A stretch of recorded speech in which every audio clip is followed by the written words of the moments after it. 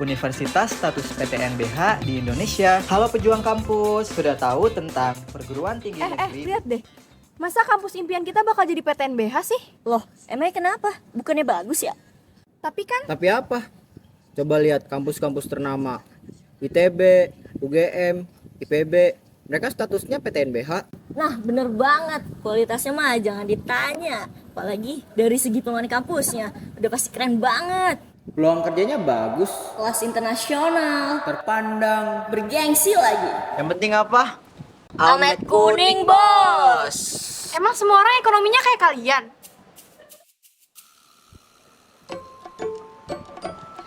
Lu lapar gak? Cari makan yuk.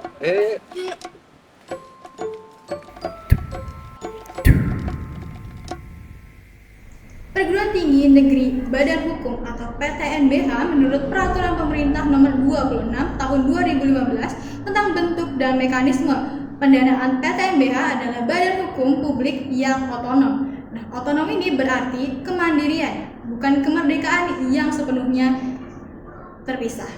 Ini berarti bahwa otonom adalah bagian dari keseluruhan yang lebih besar, yaitu negara. PTNBH diberikan otonomi di bidang akademik dan juga non-akademik. Di bidang akademik sendiri meliputi pelaksanaan pendidikan serta pelaksanaan penelitian dan pengabdian kepada masyarakat. Sedangkan di bidang non-akademik meliputi pelaksanaan organisasi, keuangan, kemahasiswaan, ketenagaan, dan juga pelaksanaan pemanfaatan sarana dan prasarana. Pasal 63 Undang-Undang Nomor 12 Tahun 2012 tentang Pendidikan Tinggi mengatur pembentukan PTNBH dengan beberapa ketentuan utama, yaitu PTNBH memiliki kekayaan awal dari negara yang dipisahkan kecuali tanah dan diberi kewenangan untuk mengelola serta mengambil keputusan secara mandiri. Selain itu, PTNBH harus memiliki unit akuntabilitas dan transparansi, serta hak untuk mengelola dana secara mandiri, transparan, dan akuntabel. PTNBH juga diberi wewenang untuk mengangkat dan memberhentikan dosen serta tenaga kependidikan, mendirikan badan usaha, mengembangkan dana abadi, dan membuka, menyelenggarakan, serta menutup program studi. Dengan otonomi ini, PTNBH diharapkan dapat menjalankan fungsi pendidikan tinggi lebih efektif dan efisien. Perbedaan PTNBH dengan PTN biasa. Dalam segi otonomi, PTNBH memiliki otonomi yang lebih luas dalam pengelolaan keuangan, akademik, dan organisasi. Berbeda dengan PTN biasa yang otonominya lebih terbatas, di mana mereka harus mengikuti aturan yang lebih ketat dari pemerintah pusat. Lalu dalam segi keuangan, PTNBH dapat mengelola keuangannya secara mandiri, termasuk mencari sumber pendanaan lain di luar dana pemerintah. Berbeda dengan PTN biasa, dia menerima dana dari pemerintah pusat dan harus menyetorkan sebagian pendapatannya ke kas negara. Lalu dalam segi akademik, PTNBH lebih leluasa membuka program studi baru, mengangkat dosen, dan mengembangkan kurikulum. Berbeda dengan PTN biasa, di mana prosesnya lebih birokrasi dan harus mendapat persetujuan dari pemerintah pusat. Lalu yang terakhir dalam segi manajemen, PTNBH diatur oleh badan hukum yang mandiri dengan struktur tata kelola yang lebih fleksibel. Berbeda dengan PTN biasa di mana mereka diatur oleh birokrasi pemerintah pusat dengan struktur tata kelola yang lebih kaku. Akibat dari perbedaan-perbedaan tersebut, PTNBH umumnya memiliki beberapa keunggulan dibandingkan dengan PTN biasa. Di antaranya adalah lebih fleksibel dan adaptif terhadap perubahan. Kemudian, lebih mudah menjalin kerjasama dengan pihak luar, lebih cepat dalam berinovasi dan mengembangkan program baru, kemudian mampu menawarkan kualitas pendidikan yang lebih baik, serta menyediakan lebih banyak peluang bagi mahasiswa untuk bisa berkembang. Tapi setiap keunggulan pasti juga ada kelemahan. Yang mana kelemahannya adalah lebih berfokus pada profit. Kemudian, PTNBH ini juga berpotensi memberlakukan biaya kuliah yang lebih tinggi. Kemudian lebih selektif dalam menerima mahasiswa, serta juga kurang akuntabel kepada masyarakat. Beberapa kampus PTNBH di Indonesia, yang pertama ada Universitas Indonesia, kemudian Institut Teknologi Bandung, Universitas Gadjah Mada, Universitas Pajajaran, Universitas Diponegoro, dan masih banyak lagi yang lainnya. Mari kita bahas kemajuan apa saja yang dirasakan kampus apabila berubah status menjadi PTNBH. Dari sumber yang kami dapatkan, terdapat beberapa kemajuan yang dapat dirasakan ditinjau dari beberapa hal. Yang pertama, mari kita tinjau dari segi otonomi dan fleksibilitas. Kampus dengan status PTNBH memiliki otonomi yang lebih untuk mengelola keuangan, sumber daya manusia, dan akademik secara mandiri. Hal ini memungkinkan pengambilan keputusan yang lebih cepat untuk menyesuaikan dengan kebutuhan dan perkembangan zaman. Kampus juga dapat lebih leluasa untuk mengembangkan kurikulum dan program studi baru yang mampu menjawab perkembangan iptek dan kebutuhan industri. Kampus juga dapat menjalin kerjasama dengan pihak luar, baik dalam maupun luar negeri dengan lebih mudah. Ditinjau dari segi kualitas pendidikan, dengan otonomi dan fleksibilitas yang dimiliki, kampus dapat meningkatkan mutu pendidikan melalui berbagai kebijakan, seperti dengan mendatangkan dosen yang berkualitas, meningkatkan sarana dan prasarana, maupun mengembangkan metode pembelajaran yang lebih inovatif. Kampus juga dapat lebih berfokus pada penelitian dan pengembangan yang akhirnya menghasilkan karya-karya inovatif yang dapat bermanfaat bagi masyarakat.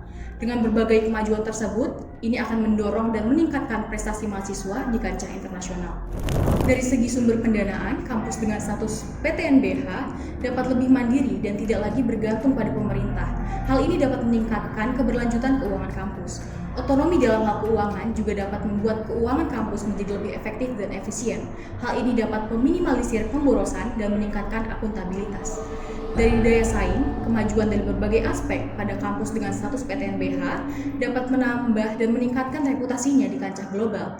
Kampus dengan status PTNBH diharapkan menjadi pemimpin dalam inovasi dan pengembangan iptek, serta mampu berperan aktif dalam menjawab berbagai tantangan global. Contoh konkret keuntungan PTNBH di Universitas Indonesia yaitu meningkatkan jumlah publikasi ilmiah di jurnal internasional, memperluas kerjasama internasional, dan membangun infrastruktur research park untuk mendukung penelitian dan pengembangan. Lalu di Institut Teknologi Bandung yaitu mengembangkan program studi baru yang relevan dengan industri 4.0, menjalin kerjasama dengan perusahaan multinasional, dan mendirikan pusat inkubasi bisnis untuk membantu mahasiswa berwirausaha. Lalu di Universitas Gadjah Mada yaitu meningkatkan kualitas pembelajaran daring, membangun desa wisata edukasi, dan mengembangkan program community service yang berkelanjutan. Selain kelebihan, pasti juga ada kekurangan dari PTNBH ini. Yang mana kekurangannya adalah pemerintah akan mengurangi dana subsidi PTN, akan tetapi perguruan tinggi negeri berbadan hukum ini diberikan keleluasaan dalam mencari dana tambahan dari pihak swasta atau pihak luar, yang mana tujuannya adalah menjalankan aktivitas kampus untuk pembangunan infrastruktur dan lainnya. Kemudian yang kedua adalah adanya kerjasama dengan pihak swasta. PTNBH harus rela dimasuki oleh korporasi, misalnya mendirikan bangunan yang seharusnya itu nggak ada. Dan yang terakhir yang paling dikhawatirkan adalah adanya peningkatan biaya kuliah di PTNBH ini. Hal tersebut membuat seolah PTNBH itu nggak lagi berpihak pada masyarakat golongan ekonomi bawah, yang mana mereka ingin menempuh pendidikan tinggi dan terkesan cenderung berpihak pada golongan ekonomi menengah ke atas. Kalau saya sih setuju ya dengan adanya PTNBH ini karena kampus itu jadi punya otonomi sendiri untuk kebijakan kampusnya sehingga dia bisa meningkatkan kualitas kampusnya, bisa juga bersaing dengan internasional, terus juga bisa punya inovasi lebih leluasa untuk program bagi mahasiswanya. Terima kasih Kak atas waktunya. Sama-sama. Saya sih nggak setuju ya dengan adanya PTN BLU itu menjadi PTNBH, mengingat banyak dari kampus ini yang langsung menaikkan dari BLU itu menjadi PTNBH tanpa adanya pemberitahuan kepada mahasiswanya, mengingat jika menjadi PTNBH itu kampus ini sudah tidak lagi menerima dana dari pemerintah. Jadi kampus ini harus mencari dana sendiri. Jadi ditakutkan di dalamnya ini menjadi komersialisasi biaya pendidikan di dalamnya begitu. Jadi sehingga harus dikaji lagi dan harus mengadakan sosialisasi dulu kepada mahasiswa, karena yang akan menerima imbasnya itu juga ke mahasiswa, di mana UKT mereka akan naik dan juga belum tentu fasilitas-fasilitas yang ada ini juga bisa mendukung suasana kelas di dalamnya, seperti itu.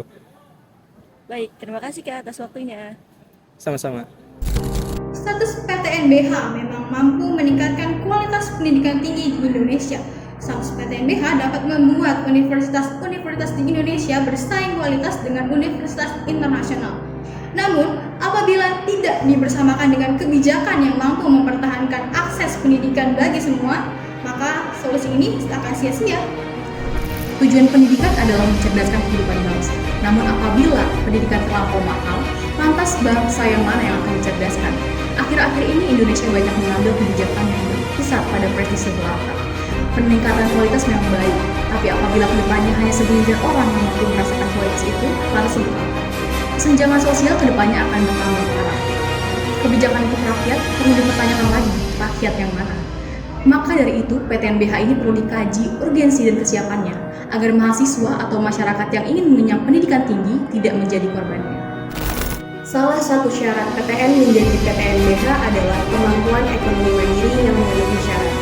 Strategi ekonomi menjadi aspek yang paling penting bagi PTNBH untuk terus berjalan. Namun, dengan kebijakan ini, apakah benar akan membuat PTN meningkat kualitasnya? Dengan kebijakan ini, PTN memiliki beban dan fokus yang baik. Seharusnya PTN dapat berfokus untuk mencerdaskan kehidupan bangsa dan menjalankan tridharma perguruan tinggi. Dengan adanya status PTNBH, PTN memiliki fokus dan beban lain yang justru berpotensi pada komersialisasi pendidikan. PTNBH akan menjadikan kampus menjalin mitra yang akhirnya ranah pendidikan ini tidak netral karena akan ada kepentingan-kepentingan lain. Banyak hal yang perlu dibenahi dalam pengimplementasian PTNBH di Indonesia ini. Kementerian perlu melakukan pengawasan yang lebih karena otonomi ini berpotensi terjadinya kesewenangan yang dilakukan oleh kampus. Evaluasi pengimplementasian status PTNBH juga perlu dilakukan. Apakah dengan status PTNBH benar-benar meningkatkan kualitas PTN? Atau mungkin hanya meningkatkan biaya UKT saja?